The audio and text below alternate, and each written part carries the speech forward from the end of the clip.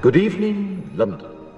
Allow me first to apologize for this. The emergency channel! I do, like many of you, appreciate the comforts of the everyday routine, the security of the familiar, the tranquility of repetition. Bloody hell. I enjoy them as much as any bloke.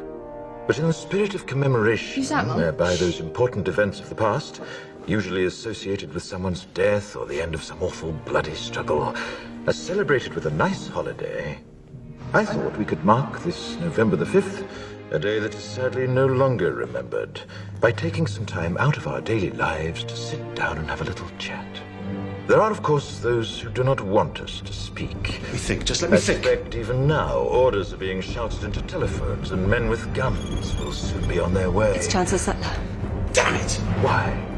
Because while the truncheon may be used in lieu of conversation, words will always retain their power. Words offer the means to meaning, and for those who will listen, the enunciation of truth. And the truth is, there is something terribly wrong with this country, isn't there? You designed it, sir. You wanted it foolproof. You told me every television in London. Cruelty and injustice, intolerance and oppression. And where once you had the freedom to object, to think and speak as you saw fit, you now have censors and systems of surveillance coercing your conformity and soliciting your submission. We need cameras. How did this happen? Who's to blame? Well, certainly there are those who are more responsible than others, and they will be held accountable.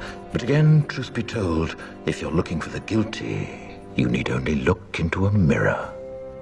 I know why you did it. I know you were afraid. Who wouldn't be? War, terror, disease. There were a myriad of problems which conspired to corrupt your reason and rob you of your common sense. Fear got the best of you, and in your panic you turned to the now High Chancellor Adam Sutler. He promised you order, he promised you peace, and all he demanded in return was your silent, obedient consent. Inspector, you're almost through. Last night, I sought to end that silence. Last night, I destroyed the Old Bailey to remind this country of what it has forgotten.